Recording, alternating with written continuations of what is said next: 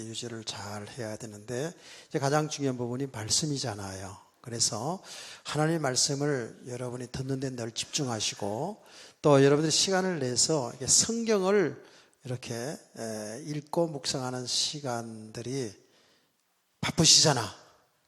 그래도 한 번씩은 이런 시간을 좀 갖는 게 중요합니다.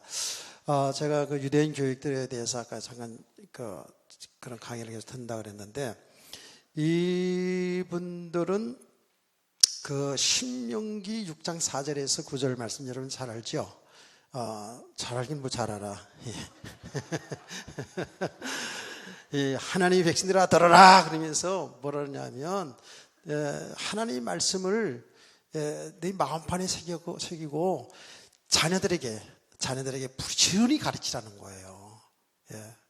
그래서 들어가든지 나가든지 말씀을 가르치라는 그런 내용이거든요. 그러면서 이제 그 강의를 하시는 분이 그런 이야기를 하는 거예요.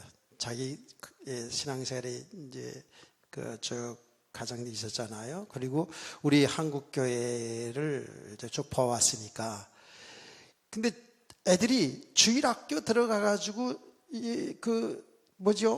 6년 동안 혹은 12년 동안 중학교, 고등학교 졸업하는 이 신앙생활 하기는 하는데 성경 한 독도 못 읽는다는 거예요. 그럼 우리 주일학교뿐만 그런가요? 여러분은 어떻습니까? 1년 내내 지나면서 성경 1독 정도는 하세요? 하시는 분 한번 손 들어보세요. 예. 선생님은 역시 다르군요. 예. 우리 유건사님도 하시고, 그래요.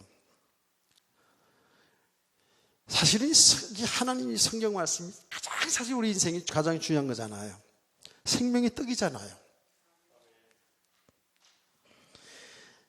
목사 너나 잘하세요. 많이 이렇게, 그리고 설교나 잘해주세요. 이렇게 하면 곤란한 겁니다.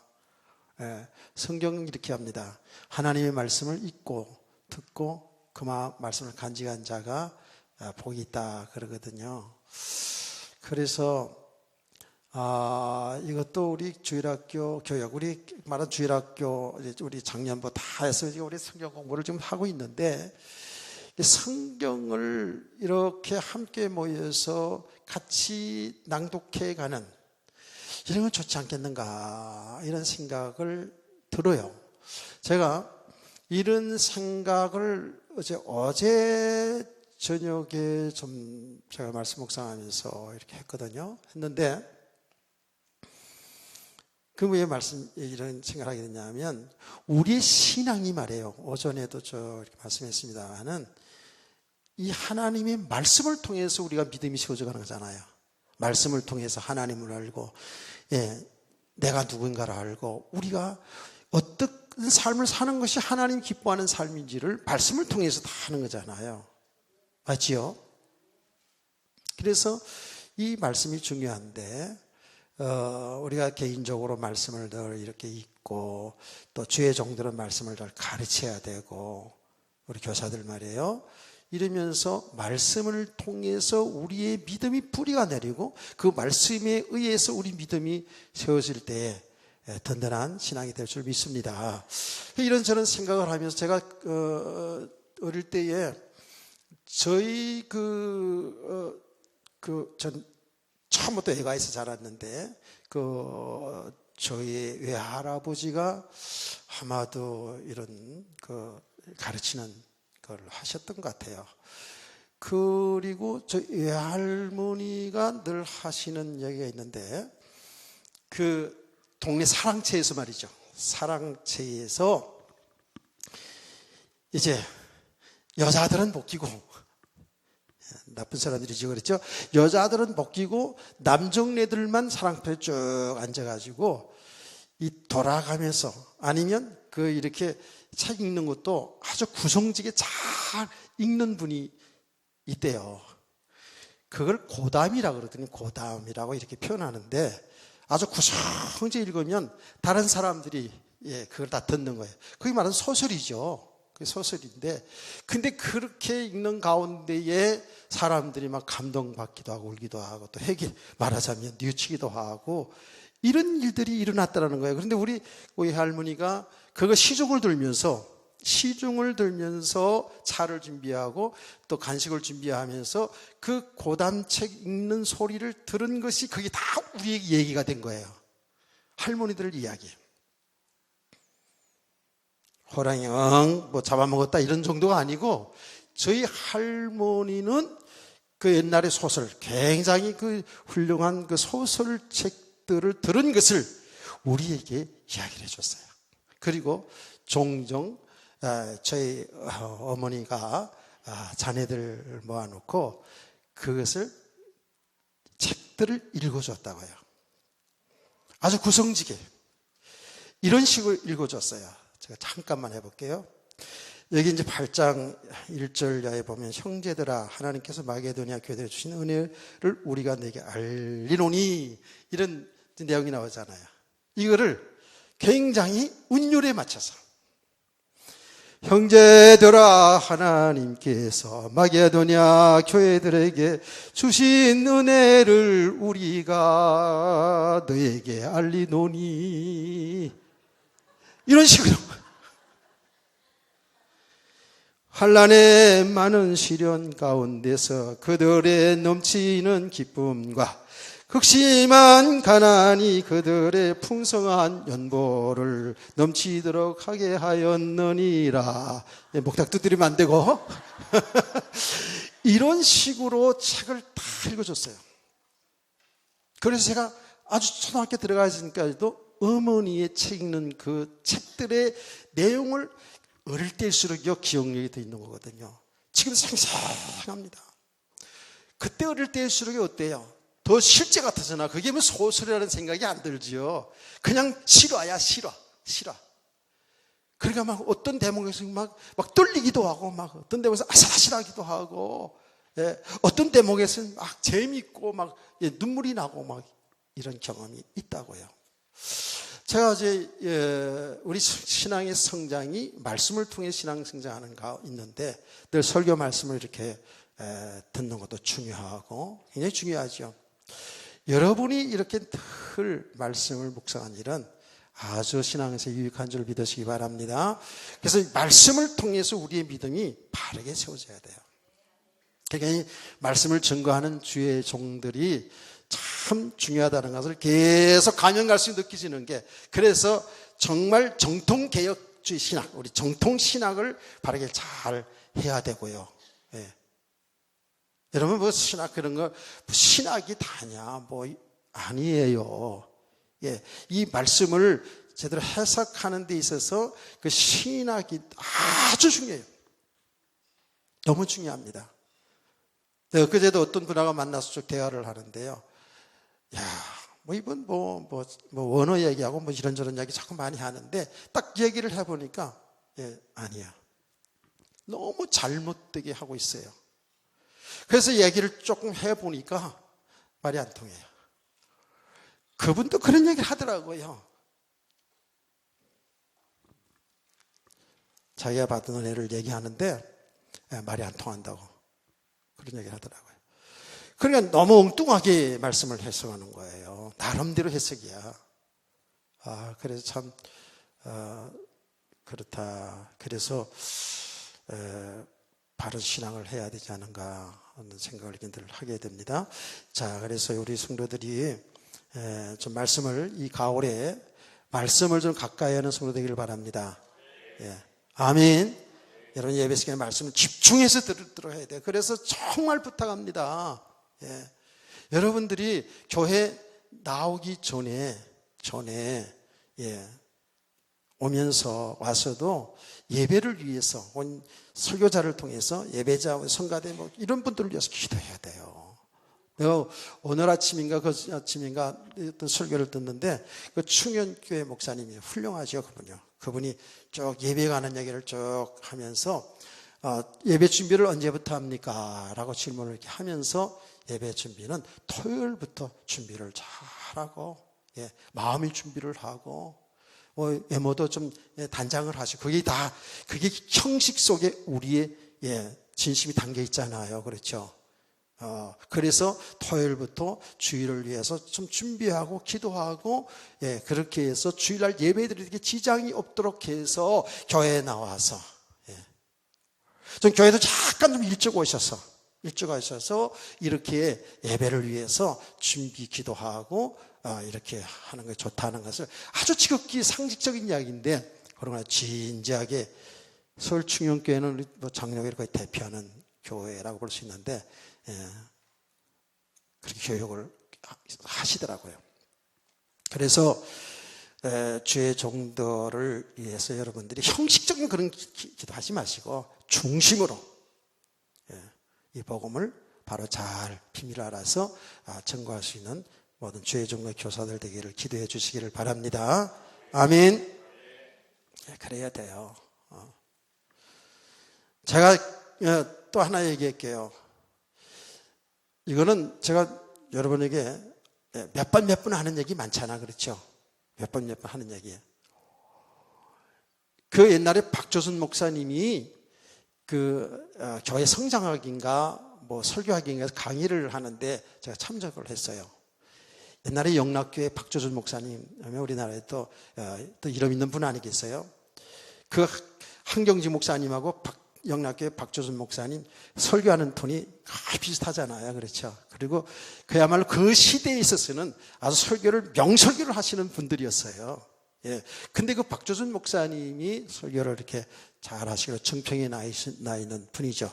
그래서 이제 강의를 하는데 어떤 목사님은 어떻게 그렇게 설교를 잘 하세요? 이렇게 하면서 질문을 했어요. 그 비결 좀 알려주세요. 그랬더니 목사님이 글쎄, 이게 대답이 될는지는 모르겠지만은 저 이렇게 대답하고 싶습니다. 저희 교회 예배가 오부 예배가 있는데 가족이 5식구가 있습니다. 아버지, 어머니, 자녀들 셋해서 5식구가 있는데, 예, 1부 예배는 뭐 예를 들어서 1부 예배는 아버지가 나가고 2부 예배는 어머니가 나가고 3부 예배는 각각 예배에 따로따로 드린다는 거예요. 그 이유는 뭐냐? 가서 1부 예배에 들어가 가지고, 예, 아버지가 이제 예배 드리면서 주의 종을 위해서 기도하고, 예, 예배를 드리고, 그리고 목사님의 근황을 이야기하시는 거예요. 오늘 목사님 보니까 감기 기운이 있는지 설교할 때 콜록콜록 하더라. 누군지 잘 모르는데 하여튼간에, 예, 하여튼 간에 예를 들면 그렇게 이제 2부 예배 드리는 부인에게 얘기하면서 좀 더 기도를 더 해야 되겠다. 이렇게 해서 한 5가족이 있는데 예배마다 참석해서 이렇게 기도를 합니다. 답이 된다요? 이렇게 얘기하더라고요. 저는 영국의 스폴츠 목사님 목회는 안 가봤어요. 그러나 그에 대한 에피소드가 많죠. 그분이 굉장히 설교를 잘하는 목사님, 정평이 나 있고, 그리고 교회가 큰 교회를 이뤘던 분이죠. 그런데 그 교회를 방문을 전 세계의 목회자들이 방문을 하러 간대요. 들은 얘기예요. 제가 가보지 않았으면 모르는데, 가는데 목사님을 통해서 뭔가 이제 목회했던 비결을 배우러 갔겠죠. 근데 전혀 뭐 이런저런 가르치는 게 아니라 그 오신 목사님들을 지하실로 들어간대요. 지하실에 딱 들어가면 교인들이 일주일 내내 기도하는 사람이 있다는 거예요. 예, 요새처럼 뭐 일들이 있어서 그런가 보지. 요새처럼 일들이 많으면 뭐 일주일 내내 어떻게 있겠어요. 어쨌든 그 기도실에 기도실에가 성도들이 꽉 차서 기도하겠죠. 자신들과 가정과 교회와 나라 민족을 위해서 기도하지 않겠습니까? 예, 기도한다. 주일날도 예배 시간 1부 2부이기 때문에 여기 강단에서 이렇게 설교할 때 목사님이 설교하다가 기침이 나면, 오늘 기침 얘기예요.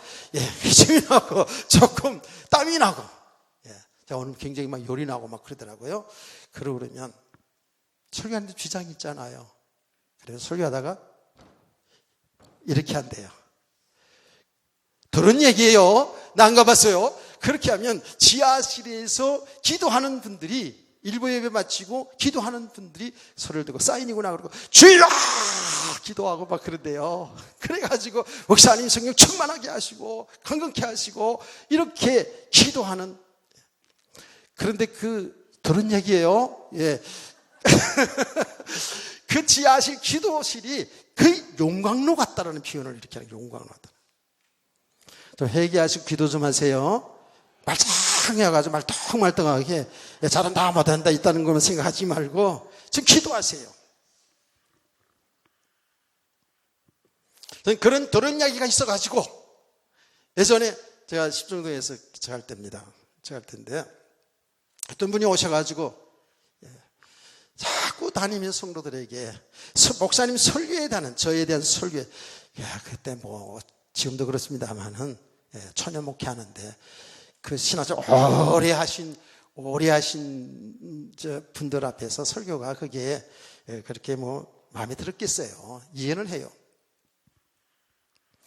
그런데 그냥 정 은혜가 안 되면 자꾸 기도하시지.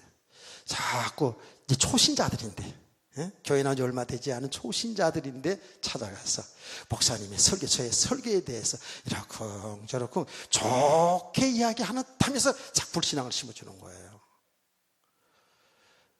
아무리 초신자들도 알잖아요. 그 어떤 의도에서 얘기하는 걸 알잖아요. 아, 이분은 자꾸 이렇게 해서 목사님을 자꾸 불신앙을 만들어주는구나. 근데 이게 소문이 쭉 났어요. 내가 그런 소리를 듣고 화딱 지나잖아. 근데 막 혈기가 왕성한 때인데 말이죠. 그래 그냥 지금 같으면 뭐 그런 사람도 있고 저런 사람도 있으니까 뭐 그게 다 신앙의 하나의 뭐 이 과정이기 때문에 조용히 보고 기도할 텐데 그때는 성질 나잖아. 근데 그것도 주일날 낮에 저녁 시간에 수요 예배, 금요 기도회, 새벽 예배 다 나오시면서 그러면 내가 이해가 되는데 주일날 낮에 한 번 나오시는 분이야. 근데 신앙생활 꽤 오래 하신 분이야.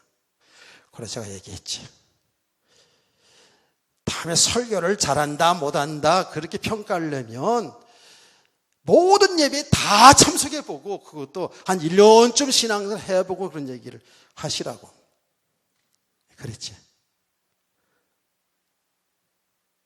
그리고 정말 주의 종을 위해서 기도하면서 그 말을 한번 해보시라고 얘기했어요. 솔직하게 얘기했죠. 진짜로 주의 종을 위해서 그리스도 복음 안에서 기도하는 성도들은요 그런 것 때문에 시시비하고 뒤에서 딴소리 말 안 하는 거예요. 아멘. 틀렸어요? 그분은 글쎄 주일날 한 번씩 나가가지고 그러고 다닌 분이 있었어요. 사실 저런 것을 통해서 사실은 제가 연단이 된 것이죠. 제가 이제 믿음이 되고 믿음이 세워져가는 과정이고 그래서 그런 소리 막 듣고 그래가지고 제가 그래 설교 잘해야 되겠구나. 그래서 제가 금요일날 까지 원고 준비를 다 하고 있잖아요. 했습니다까지 다 원고 준비 다 해가지고 나서 그걸 다 하고 나서 어디로 갔느냐? 저 안양의 수리산으로 갔습니다. 수리산으로. 그때 제 아들도 한번 어릴 때 들어간 그 기억도 좀 있긴 한데 어쨌든 그 수리산으로 가서 그 텐트 쳐놓고 저녁 거기서 해먹고 그리고 산으로 올라가는 겁니다. 올라가가지고 어떻게 소나무 다 성도야 이거. 소나무들 앞에 놓고 설교 꽝꽝 하는 거야 그냥. 시비할 사람 없잖아. 인상 쓰는 사람도 없고. 그래서 거기서 막 설교를 막 하는 거예요. 설교. 그리고 속도 후련하고. 또 그렇게 원고 준비하고, 이렇게 설교한 거 하니까. 당연히 잘했겠지 뭐. 그런 일들이 있었어요. 자, 제가 왜 얘기했냐면, 이건 신앙생활의 ABC, 기초의 기본인데, 우리 성도들은 어떻게 한다? 늘 예배 드릴 때 준비하면서 여러분은 기도하시고 주의 종들을 위해 기도하시고 말씀에 집중하시기를 바랍니다. 그 여러 개인의 신앙생활 속에서 말씀을 더 이렇게 묵상하는 사람 돼야 돼요. 듣고 좀 자꾸 들으시고 그런 성도의 신앙생활을 되기 원합니다. 이래서 우리가 신앙생활이요 정 얘기합니다마는 저와 여러분이 다 뭘 성경을 알아서 다 된 것도 아니잖아요. 그렇다고 온전한 믿음 세워준 것도 아니거든요. 주님 오시는 그날까지 우리는 우리 온전한 구원이 필요한 줄 믿으세요. 예, 은혜가 필요한 자들이죠. 예. 이거는 진짜 가면 갈수록 그렇다니까. 세상에 어떤 우리가 기능을 가지고 살아가는 것은 오래 하면 할수록 그 기능에 익숙하면은 좋잖아요. 편해지고. 그런데 이 복음을 전하는 신앙생활은요, 항상 오늘이에요. 오늘의 은혜가 필요한 사람들이에요. 예. 우리는 과거의 신앙생활한 거, 예, 과거에, 예, 우리가 그걸 거울 삼아서, 예, 얘기도 하고 거울 삼아서 신앙하는 것이지, 항상 우리 은혜가 필요한 자라니까. 주님 앞에 서는 그날까지 우리는 늘 말씀이 필요한 자예요. 예, 기도가 필요한 자예요. 아멘이십니까? 이렇게 해서 우리의 믿음의 사람으로 제대로 잘 세워져 가야 돼요. 진짜 이게 축복의 행복이란 말이에요. 우리 믿음의 사람으로 바로 세워서 정말로 실제적으로 그 주님이 나의 주일이구나. 실제로 나를 위해 십자가에 죽으시고 부활하신 그 예수님 나의 영원한 신랑 되시는 그분이구나. 그분과 함께하는 삶이 되어진다면 사실은 어떤 환경 속에서도 우리는 행복한 인생이 될 줄 믿습니다. 여러분 안 그래요? 맞잖아요. 우리가 여러분 총각소년들은 빨리 결혼하면 아는데 신혼 때 있잖아요. 신혼 때고 사실은 말년이건 간에 복음 안에서는 이제 행복해야 되거든요. 그렇죠?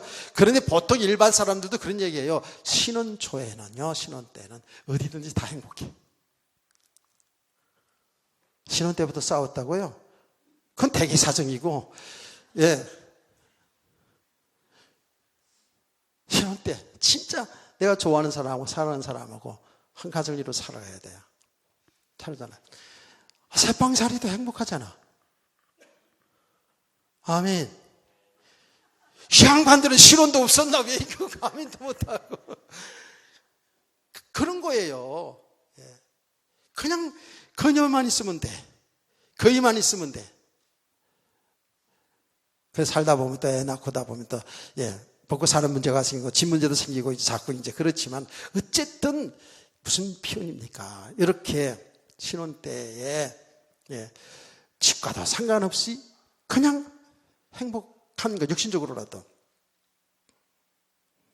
얼굴 보니까 좀 신혼의 그 행복을 전혀 모르는 얼굴을 이렇게 하고 있으면 내가 좀 이해하기도 곤란하고 그래요. 그런데 여러분, 그 신혼 때보다는 지금이 좋아요? 야, 누구는 좋겠다. 사실 그게 정상이 아닐까요? 육신적으로는 젊었을 때 신혼 때 알코올 담그고 사는 그게 행복일 수 있는데, 우리 믿음의 사람들은 뭐 신혼 때든 신혼 때 말고 그 오래 사는 걸 뭐라 그러나? 내가 오늘 좀 보면 약간 상태가 안 좋아서 내가 이런 생각을 하지 말아야 되는데 30분만 해야 되는데 안 되겠어. 다 참 이게 참 나도 잘 몰라.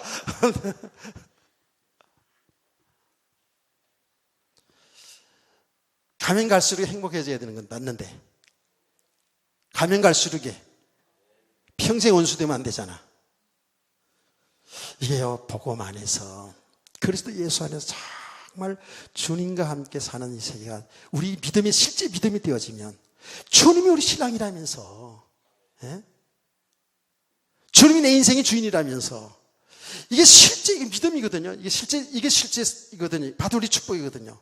여기 우리 믿음이 되어지면 우리의 삶은 행복할 줄 믿습니다. 이렇게 믿는 믿음이 되어지면 헌금 문제 때문에 마음이 걸리고 그러겠어요. 이건 믿음의 문제라는 걸 알아야 돼요. 변명할 여지가 없어요. 모든 게 다 그래요. 그러니까 우리가 정말 믿음이 되어서 주님을, 나의 신랑이신 그 주님을 사랑하는 만큼 모든 것이 뭐예요? 사랑으로 보여지겠죠. 그렇죠? 그래서 아내가 사랑스러우면 처갓집 말뚝에 가서 절한다고요. 나는 절대로 처갓집 말뚝에 가서 절은 안 했어요. 해본 적 없어요. 그만큼 덜 사랑했나 봐. 근데 그런 말이, 예를 들면 그런 말이 있는 거예요. 아내가 사랑스러우면 모든 게 다 사랑스러운 거잖아요. 여러분, 아내 부부 얘기하면 좀 약간 뜰분 사람도 있는 것 같아가지고, 어쨌든요, 우리가 이게 사랑하는 마음으로 보면, 모든 게 이쁘게 보여요. 자녀가 됐든 남편이 됐든 아내가 되었든, 목사님이 되었든 성도가 되었든, 사랑의 눈으로, 그리스도의 사랑의 눈으로 보지 않으면 자꾸 단점만 보여. 자꾸 뚱뚱한 것만 보여지고. 안 그래요? 주름살은 보여지고.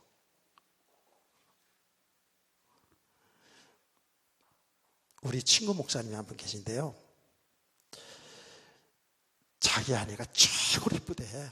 우리끼리 하는 얘기예요. 막 이쁘대. 잘 모를 때 얘기하는데 보면 계속 자기 아내가 최고로 이쁘고요. 피부도 너무 곱고요.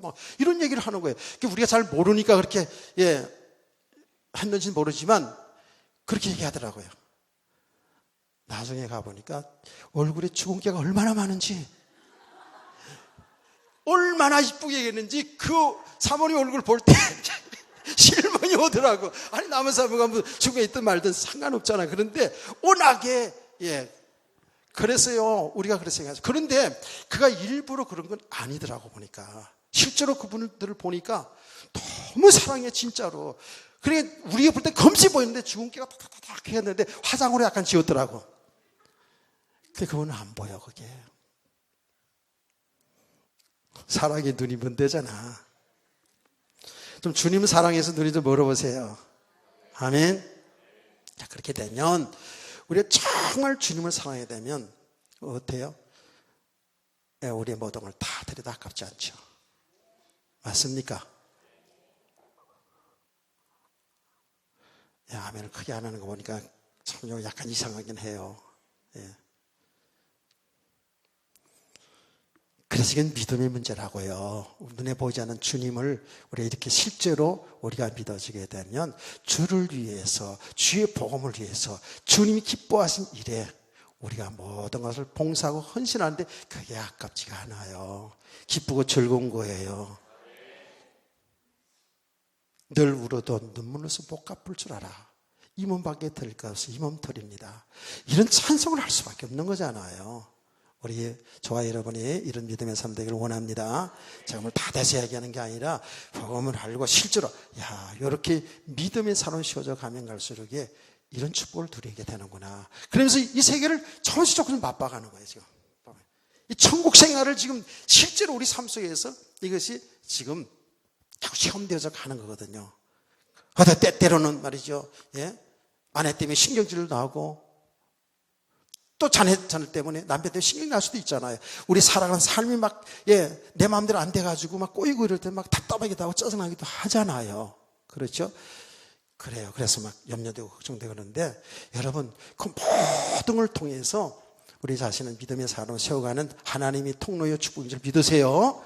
그래 이렇게 계속 주님을 바라보게 되면, 주님이 하신 일을 보게 되면 우리는 믿음이 자라게 되어 있어요. 계속 자랍니다. 자라요.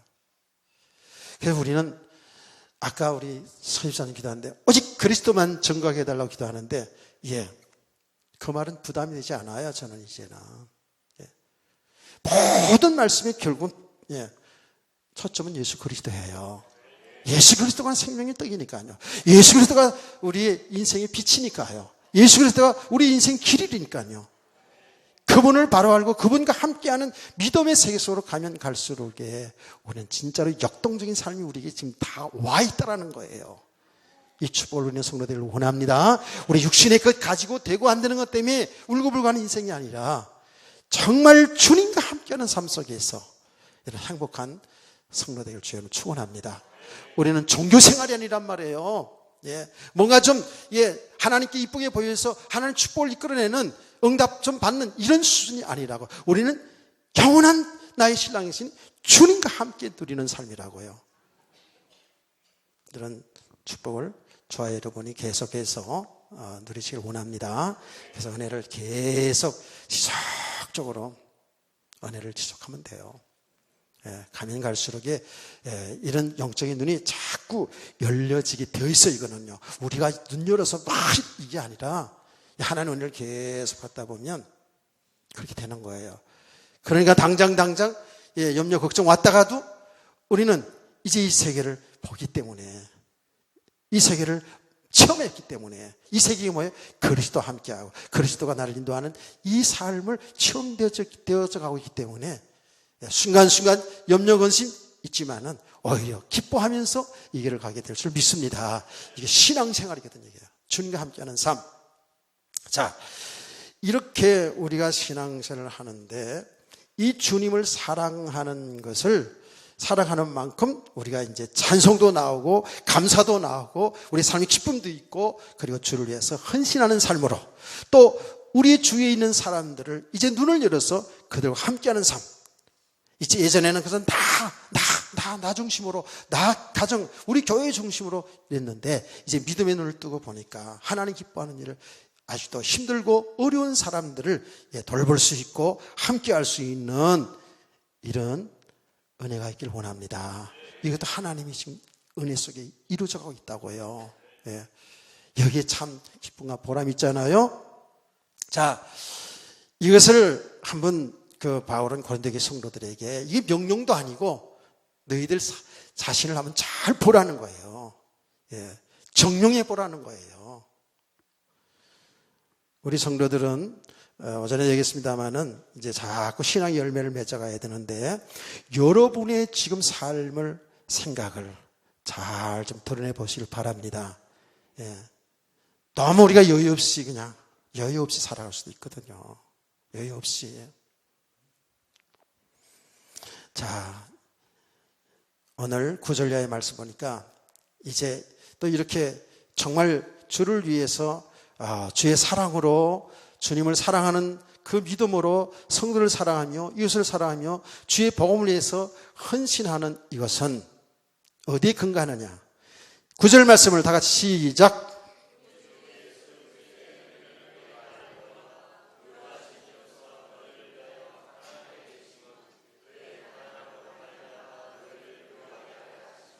아멘. 모든 신앙의 근거는 예수 그리스도예요. 예. 이게 말하자면 이게요, 신앙의 근거고 우리 신앙의 삶의 근거고, 이 말하자면 이게 신학적인 근거예요. 예수 그리스도가 하나님의 아들, 하나님이잖아요. 그분이 가난하게 되면 그분이 뭐예요? 이 땅에 우리 인간의 몸으로 오신 그 자체가 가난하게 되심이에요. 그래서 빌립보서 여러분 2장 5절에서 8절 말씀 알잖아요. 예수님은 하나님과 동등됨을 버리고 그랬죠. 즉 예수님은 누구신다고요? 하나님이셔요. 그런데 그 하나님의 동등을 버리시고 종의 형체를 가진 인간의 몸으로 오신 거예요. 인간으로 오신 거예요. 아멘. 그 부유한 하나님의 자리에, 부유한 자리에서 가난하게 되시면 우리와 같이 이렇게 인간, 우리 똑같은 사람으로 이렇게 온 것은 우리를 부유하게 하심이라 그랬어요. 할렐루야. 여러분, 예수를 통해서 우리가 얼마나 부유해졌는지. 육신적으로 부유해진 게 그 정도 수준이 아니고, 우리는 온 우주 만물의 창조 하나님의 아들, 딸 되어버렸어요. 하나님 나라를 유업을 받은 자, 하나님 나라의 상속자가 됐단 말이에요. 아멘. 얼마나 부유해졌는지 몰라요. 예. 우린 육신의 부유함, 잘 되고 못 되고에 따라서 왔다 갔다 하잖아.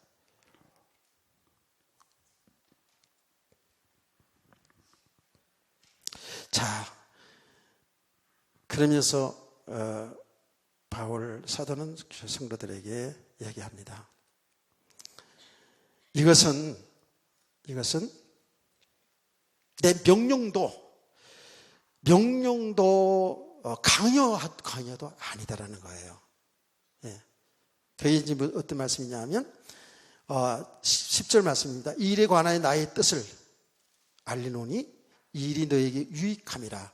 너희가 1년 전에 행하기를 먼저 시작한 것뿐 아니라 원하기도 하였은즉 이제는 하던 일을 성취할지니 마음에 원하던 것 같이 완성하되 있는 대로 하라. 이 말씀이 뭐냐 하면, 이 주를 위해서 헌신하는 삶. 지금 여기 구체적으로 이 내용은 뭐냐 하면, 그들이 헌금해서 지금 어렵게 된 예루살렘 교회에다가 성교비 보내는 것, 구제 헌금 보내는 거 말하는 거예요. 자, 이것이 바로 너에게 유익한 것이라는 거예요. 그렇죠? 이거는 방황하는 길이 아니에요. 복된 길이에요. 복된 일이에요. 아멘. 예. 유익한 거래요. 이 말을 우리가 다시 생각해 보면 이 복음 전하는 일을, 주를 위해서 헌신하는 일, 이렇게 불쌍한 이웃 교회를 돕는 구제 헌금하는 이 일들을 완성될 때까지 계속 하라는 거예요. 아멘. 하다가 말다가 그냥 좀 기분 좋으면 하고, 기분 나쁘면 안 하고, 좀 은혜 떨어지면 안 하고, 이런 수준 돼서는 안 되죠. 그렇죠? 우리가 주를 위해서 하는 일이잖아요. 모든 일이 주의 복음을 위해서 하는 일이잖아요. 아멘. 주님 기뻐하는 일이잖아요. 이거를 완성되기까지. 그건 우리 평생에 하는 일이라 그 말이잖아요. 하다가 말다가 이런 게 아니라는 거죠. 그런 의미에서 이것이 바로 끝까지 시작한 것, 끝까지 힘들고 어려운 일이 있더라도, 우리 혹시 극한 가난 속에 있더라도 우리는 우리가 해야 될 일들을, 주를 위해서, 주의 복음을 위해서 헌신한 일들을 끝까지 이루나가시길 주의로 축원합니다. 이게 신앙생활의 삶이 유익하다는 거예요. 저는 많이 봤죠. 우리들이 신앙생활 그렇지 않습니까? 어떤 때는 막 열심으로 해서 어떤 때는 그냥 안 하고 막. 근데 그런 것들을 다 있을 수 있죠. 다 있을 수 있는데 우리는 이제 성숙한 믿음의 사람들 가면 갈수록 끝까지 주의 유익한 일들을 바로 할 수 있기를 주의는 축원합니다. 자, 그러면서 그다음에 뭐라고 말씀했냐면 12절 할 마음이 있으면 있는 대로 받으실 터이요 없는 것은 받지 아니하시리라. 할 마음이 있으면 있는 대로 받으실 터이요 없는 것은 받지 아니하시리라. 이런 말씀들이 뭐냐면요, 이 일은 헌금을 해서 예루살렘 교회에 보내잖아요. 그렇죠? 보내는 것, 실제로 예루살렘 교회 성도들이 도움을 받잖아요. 도움을 받아요. 근데 이 일은 누가 받으신 것이라? 하나님이 받으신 일이라는 거예요. 이게 주님의 일이라는 거예요. 아멘. 아까 오전 시간에 얘기했잖아요. 주님 말씀했잖아요. 너희는 내가 배고플 때 먹을 주었고, 헐벗을 때 옷을 주었고, 병들었을 때 나를 찾아보았고, 옥에 갇혔을 때 나를 찾아왔다고 했지 않습니까? 우리 주님한테 한 적 없네요. 그랬더니 지극히 작은 형제에게 한 것이 나에게 한 것이라 했잖아요. 아멘. 지금 실제적으로 구제 헌금을 해가지고 예루살렘 교회 도와주는 것, 예루살렘 교회 성도들이 도움을 받아요. 그런데 이것은 하나님이 받으실 만한 일이라는 거예요. 하나님이 받으신 일이라는 거예요. 하나님이 기뻐하는 일이라는 거예요. 아멘. 그 얘기하는 거예요. 자, 여러분, 이 말씀을 더 이해 돕기 위해서 빌립보서 4장의 내용입니다. 4장에 이 빌립보 교회가 바울 사도의 선교한 선교비를 보내주지 않습니까? 선교비를 보내줘요. 근데 그 지속적으로 보내지 못하고 가다가 끊겼다가 다시 보내주게 됩니다. 그때 이 바울 사도가 성경을 받고 나서 빌립보 교회 성도에 편지를 하면서 이런 얘기를 했어요. 나는 이제 풍부함에도 처할 줄 알고 비천함에도 처할 줄 안다는 거예요. 그 말이 무슨 말인지 알겠죠? 환경이 좌우되지 않는다는 거예요. 풍부한 데 가서 살아도 거기에 처할 줄 알고, 거기에 그러니까 풍부한데 그것 때문에 그게 안주하고 나태해지고 이런 게 아니고, 풍부한 처할 줄 알고 아주 가난하고 어려운 먹을 것이 없는 그런 환경에도 처할 줄 안다는 거예요.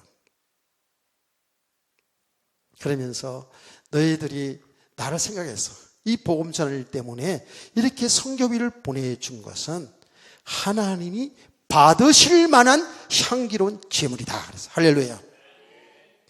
여러분, 선교비도 냈잖아요. 믿음으로 하세요. 그게 많고 적음이 아닙니다. 하나님의 생명의 전한 복음 때문에 이 복음 전한 주의 종 선교사들을 생각하면서 여러분들이 기도하면서 준비하여 드리는 예물은 하나님이 받으신 향기로운 제물인 줄 믿으세요. 예. 여러분이 정말 힘들고 어려운 가운데서 여러분 직장생활 또 혹은 사업을 하면서 주신 그 물질을 하나님의 교회 복음 전파를 위해서 어려운 사람들을 위해서 이렇게 헌금하는 것 하나님이 받으신 향기로운 제물을 믿으시기 바랍니다. 그러면서 이렇게 말합니다. 너희 하나님께서 너희 쓸 것을 풍성히 채워주기를 간구하노라. 할렐루야. 그런 거예요. 여러분 교회 헌금하는 것이 결국은 여러분의 축복으로 다 돌아가는 거예요. 그게 하나님 기쁘게 받으신 일이기 때문에 그렇습니다. 그래서 성경은 특별히 이제 이 복음 때문에 하는 일, 구제헌금이든 하는 거 있잖아요. 하나님이 어떻게 말했냐면요, 이렇게 말했어요. 너희 손이 베풀 힘이 있을 때에 자꾸 불쌍하고 어려운 사람들을 위해서 베풀라는 거예요. 아멘. 그게 그 사람의 축복이에요. 대대손손의 축복입니다. 아멘이십니까? 여러분 그렇게 하겠습니다만 저 당연히 그 말씀을 좀 믿죠. 저는 많이 경험했거든요. 많이 실제적으로 하나님이 역사하는 것을 봤거든요. 그래서 제가 여러분에게 자랑하는 게 아니고 제가 이렇게 좀 주문에 돈이 좀 있게 돼 그러면 어려운 사람들을 어려운 목회자들을 가능하면 도와주려고 그래요. 무슨 축복을 바라보고 하는 건 아니에요. 그게 하나님이 기뻐하시는 뜻이기 때문에 그래요. 아멘. 정말입니다. 하나님 받을 만한 거예요. 그래서 성경 잠언서에 보면 제가 잠언서 굉장히 많이 읽거든요. 잠언서에 보면 그런 내용들이 많이 나와요. 과도하게 여러분 제가 읽어보세요. 잘 보세요. 과도하게 아껴도 가난하게 된 사람 보았는데 남에게 구제하잖아요. 남을 도와주잖아요. 풍족하게 된다는 거예요. 아멘. 성경 역설적인 게 많아요. 잘 살아봐야지. 돈 먹고 살아야지. 그래가지고 돈을 아끼는데 가난해져. 오늘 하나님이 들어가면 끝이잖아. 하나님이 뭘 툭 건드리면 그냥 다른 데 그냥 웅뚱하게 나가기도 하잖아요. 많이 경험들 해봤을 거예요. 그런데 이 불쌍한 사람들 또 이 복음을 위해서 생명운동을 위해서 헌금하는 일은요, 하나님이 어떻게 표현한지 아세요? 하나님께 구워주는 거래요. 하나님께. 잠언서 19장에 보면 나올 거예요. 잠언서 19장 10절이나 11절 보면은 나와요. 우리가 이렇게 복음을 위해서 헌금하는 거 있잖아요. 남을 도와주는 거, 불쌍한 사람 도와주고 하는 것 누구한테 구워주는 거라? 하나님께 구워주는 거래. 하나님께 구워줘. 근데 하나님께 구워주는 거는요, 이자가 몇 프로인지도 몰라. 엄청나게 갚아줘, 우리에게. 안 믿네. 제 말을 믿지 말고 하나님 말씀을 믿으세요. 그 다음에 뭐라는 줄 아세요? 하나님은 이렇게 선한 일을 하잖아요. 그 선행을 누가 갚아준다? 하나님이 갚아준다는 거예요.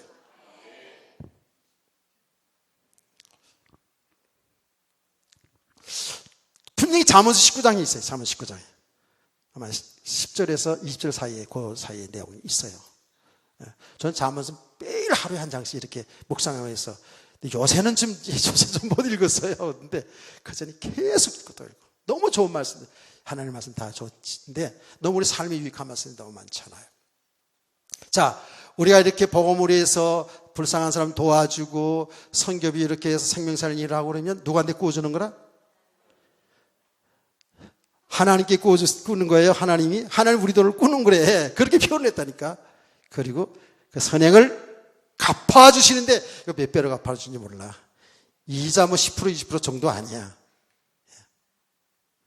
이런 좀 복된 생활하실 주의 여러분을 축원합니다. 바로 이 일은 누가 받으시는 일이라? 나타나는 현상은 예루살렘 교회 성도들이 도움을 받는 거지만 하나님이 받으시는 일이라는 거예요. 그래서 하나님이 축복해 주신다고요. 믿었으면 세게 아멘. 성경의 원리가 이래요. 그래서 우리가 이렇게 나눔이잖아요. 나누어서 사람들에게 이렇게 같이 나눔이 되어지면 더 하나님이 축복이 되는 거예요. 참 놀라운 일이에요. 자, 그래서 여러분 한번 요거 말씀 읽어보세요. 13절부터 15절까지 다시 한번 크게 시작.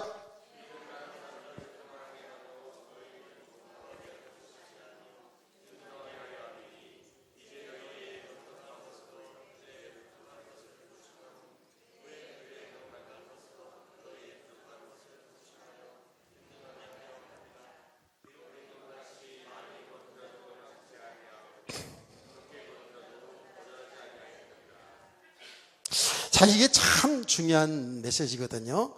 여러분, 출애굽할 때 말이에요. 출애굽할 때에 광야 생활할 때입니다. 그럼 우리가 지금 사실은 광야 생활이거든요, 우리가. 근데 하나님이 만나를 내려주잖아요. 만나를 내려줘서 만나를 먹고 살았어요. 그런데 주일날은 일하지 말고, 안식일 일하지 말고, 토요일날 다 그대로 했잖아요. 그래도 욕심 있는 사람들은 어떻게 해요? 주일날 떠나가서 뭘 하려고. 다 썩어져요, 그거요. 이 신앙생활 원리거든요.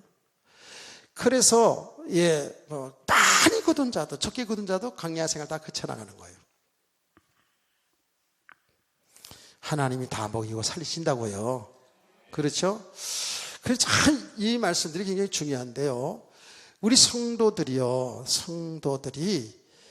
나름대로 여러분들의 실력을 따라서 어떤 능력을 따라서 돈을 많이 벌 수도 있고 출세할 수도 있어요. 그렇죠? 그래 되기를 주의로 축원합니다. 학생 청년들 이쪽 동네 좀 인상 쓰지 말고 오늘 말씀 오늘 잘 듣는데 좋았어요. 아주 굉장히. 좀 성공하세요. 장관도 좀 되세요. 이상한 장관 되지 말고 진짜로. 대통령도 되시고. 아멘. 저희 동네 좀 어른들 좀 제대로 좀 직장 생활해서 좀 승진도 하시고 사업도 제대로 좀 해가지고 있는 게 돈밖에 없네 좀 이렇게 좀 돼봐. 그리고 돈 많이 벌어가지고 그렇게 되면 나도 좀 쓸 거 좀 주겠지. 그래서 그래 뭐 여러분보다.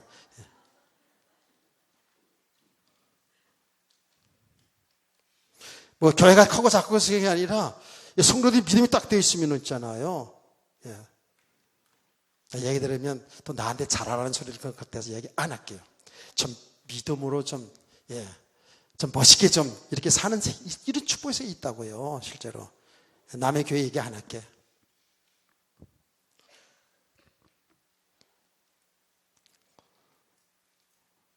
자, 그런데 제가 이해하는 얘기는 초점이 거기 있는 게 아니에요. 여러분이 성공한 자리, 축복의 자리에서 그거 다 안고 가고 싸고 가는 거 아니죠. 좀 복음을 위해서 어려운 사람들을 위해서 나눠주며 살 수 있는 성도 되기를 원합니다. 베풀며 사는 성도가 되라 그 말이에요. 얼마나 멋있는 삶이에요. 난 여러분 장롱에 여러분 통장에 뭐 돈이 몇 억 있는지 몇백억 있는지 몇천억 있는지 그거 잘 몰라요. 그런데 대략 여러분 가정의 규모 있잖아요. 살아가는 노대책도 당연히 여러분들이 잘 하세요. 그거 하지 말라는 게 아니에요. 믿습니다 그러면서 노대도 안 해놓고 나중에 그러고보다는 하나님이 그랬잖아요. 저축하면서 살아야 돼요. 그러나 중요한 것은 주를 위해서 헌신할 때는 바르게 하기를 여러분 축원합니다. 여러분들이 성공하고 복된 삶을 이렇게 살잖아요. 그건 너무 여러분 거로 그렇게 묻고 살면 안 돼요. 나눌 수 있어야 돼요. 우리 대한민국 사회주의 우리 대한민국이 지금 자유 경쟁 시장 체제잖아요, 우리가요. 그건 저는 100% 성경적이라고 봐요. 하나님은 각자의 탤런트가 있어요. 나름대로 여러분 열심히 공부하고 열심히 살아서 성공하고 그 자리에서 여러분이 정말 성공한 자리 가야 돼요. 근데 그 성공으로 여러분만 배불리 묻고 그렇게 하면 안 된다 그 말이에요. 나눌 수 있어야 돼요. 아멘. 일단 아멘은 해놓고 그렇게 사세요. 아멘. 여기 지금 균동하라 그랬잖아요. 그렇죠? 균동. 여러분 그냥 무조건 많은 사람 끌어내고 없는 사람하고 똑같이 일률적으로 평등 균등 아니에요. 그건 매우 잘못된 것이에요. 사회주의과 공산주의과들 그렇게 하잖아요. 평등, 일률적 평등, 배급제. 그게 맞아요? 그거 안 된다니까. 이론은 좋은데요. 사람은 그렇지 못해요. 아무리 이런 이야기 하더라도 그게 더 오히려 계급 사회가 생기고요. 더 이 빈부차이가 더 극심해져가는 그게 그 체제거든요. 한마디만 할게요. 지금 이 정부에 대해서 제가 옳고 그런 거를 저는 이야기하지 않아요. 하는데 하나 우리가 기도할 게 뭐냐면 이 나라는 사회주의 국가로 가면 안 됩니다. 그 나라에 돼요. 사회주의 국가로 가게 되면 일단은 여러분의 신앙생활 편안치 않아요. 다 평등이라니까. 그러니까 그게는 많은 것이 포함되어 있어요. 그리고 여기에 이 수위 때문에 뭐죠? 동성연애 이런 거 다 거기 진정하는 거예요. 동성연애. 다 평등이니까. 평등이라는 거예요. 그래서 지금 기독교인들도 정부에 대해서 염려하는 부분이 그런 부분이거든요. 거기 지금 역사적으로 지금 교회사적으로 좀 그렇잖아요. 사회주의 국가들 보세요. 기독교가 된소리 맞는 거예요. 그런데 저는 이 부분까지도 뭐예요? 하나님께서 우리 성도들을, 우리 교회들을 복음으로 바로 서게 하는 하나님의 일로 볼 수 있어야 돼요. 저 사람 잘했다 못했다가 아니라 우리 기독교인들, 우리 교회들이 바로 서서 복음을 회복해 나가야 돼요. 초대교회 사도행전에 보면 있잖아요. 그때는 그 당시에 어떤 그 배경이 또 있습니다만은 진짜 초대교회 사도행전 2장에 나오잖아요. 다 돈 많은 사람들도 교회에 헌금해가지고 가난한 사람을 도와서 같이 이렇게 다 살아갈 수 있도록 하잖아요. 그 시대적인 배경도 있어요. 그런데 중요한 것은 이것은 복음 아니면 그리스도 예수 안에서 보지 못하면 이런 일이 이루어질 수가 없죠. 근데 우리는 이 땅에 사는 날 동안 그리스도 예수 안에서 이렇게 하나님 기뻐하는 삶을 살아야 될 줄 믿습니다. 아멘. 마지막으로 잠깐만 하고 마치겠습니다. 자, 이 헌금을 해가지고 예루살렘 교회 보내잖아요. 그렇죠? 그래가지고 보냅니다. 보내는데, 누구한테 보내죠? 이러면 나와 있어요. 뒤에 읽어보니까 디도편에 보내요. 디도편에 보내는데, 디도뿐만 아니라 두 사람을 붙여 세 사람을 해서 쭉 읽어보면 나와요. 세 사람을 해가지고 함께해서 이렇게 보내거든요. 그러면서 디도에 관해서 그분의 신실함, 믿음과 그 신실함에 대해서 소개를 쭉 하는 거잖아요. 그렇죠?